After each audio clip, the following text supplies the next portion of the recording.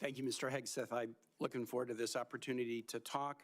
I want to return to the incident that you referenced a minute ago that occurred in Monterey, California in October 2017. At that time, you were still married to your second wife, correct? I believe so.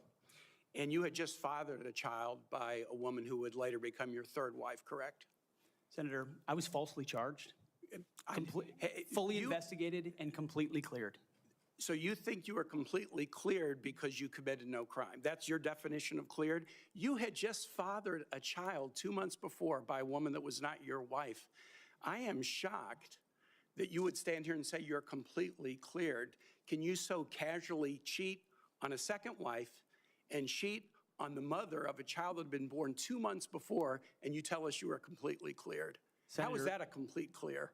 Senator, the child's name is Gwendolyn Hope Hegseth, and she's a child of God, and she's 7 years old. And she was, and you cheated on the mother of that child less than 2 months after that daughter was born, didn't you?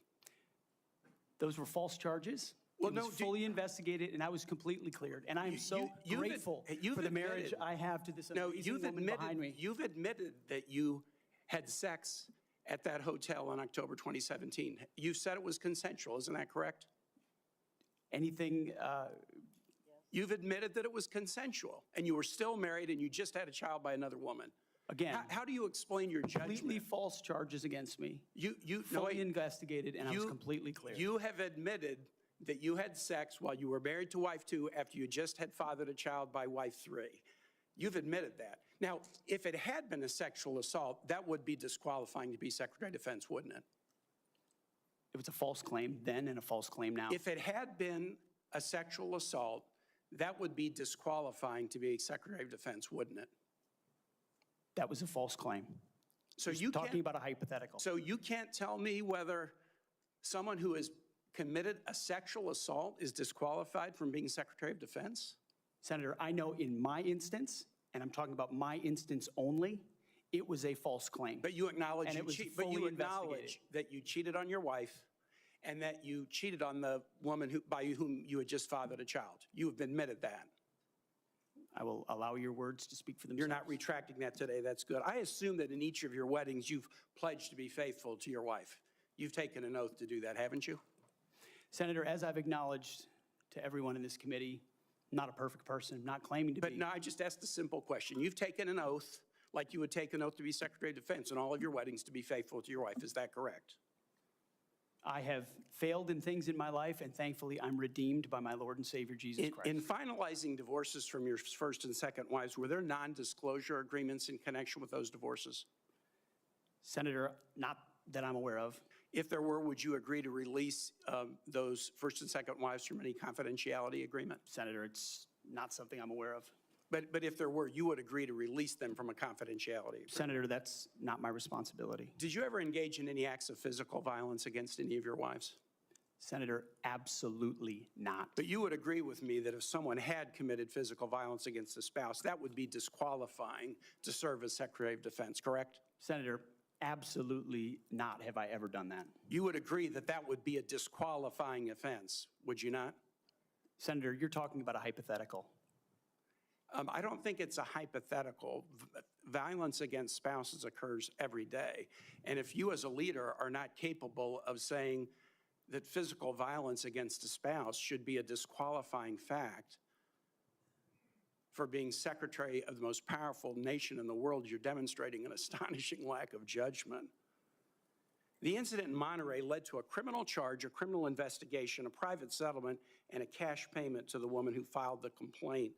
And there was also a non-disclosure agreement, correct? It was a confidential settlement agreement off of a nuisance lawsuit. Right. During an interview, you claimed that you settled the matter because you were worried that if it became public, it might hurt your career. Do you maintain that you were blackmailed? Senator, I maintain that false claims were made against me. And ultimately, your attorney those used false the claims, frame. I have the opportunity to attest my innocence in those false claims.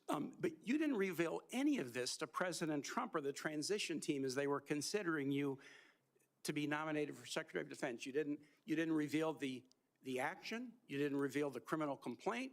You didn't reveal the criminal investigation.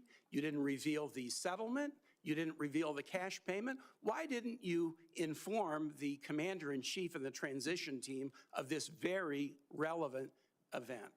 Senator, I've appreciated every part of the process with the transition team. They have been open and honest with me. We've had great conversations between the two of us, and I appreciate the opportunity that President-elect Trump has given me. You chose not to reveal this, right? Because you knew it would hurt your chances.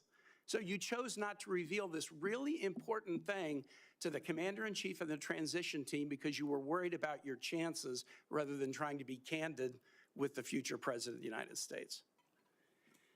Are there any other important facts that you chose not to reveal to the president-elect and his team as they were considering you to be Secretary of Defense?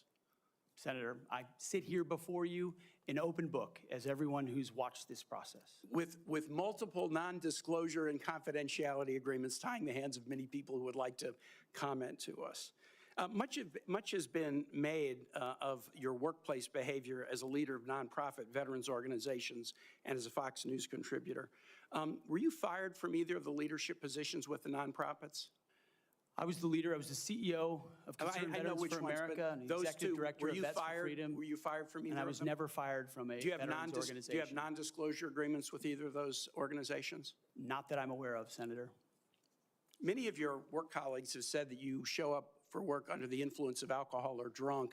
I know you've denied that, but you would agree with me, right, that if that was the case, that would be disqualifying for somebody to be Secretary of Defense. Senator, those are all anonymous false claims, and the totality they're not anonymous. The letters on the record here. They're not anonymous. On the record, people we've seen records with names Vets attached for Freedom, to them. Concerned Vets for America, and Fox News attributing to me working hard every day on behalf of one of your mission. colleagues said that you got drunk at an event at a bar and chanted, "Kill all Muslims." Another colleague, not anonymous, we have this, said that you took coworkers to a strip club. You were drunk, you tried to dance with strippers, you had to be held off the stage, and one of your employees in that event filed a sexual harassment charge as a result of it.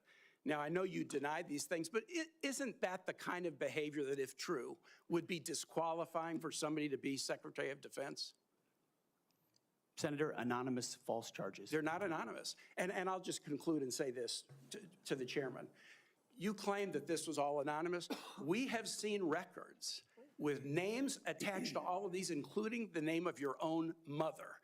So don't make this into some anonymous press thing. We have seen multiple names of colleagues consistently throughout your career that have talked about your abusive actions, Chairman, attitudes, I think he's words, over and his time. statements. He's way over his time. I now yield.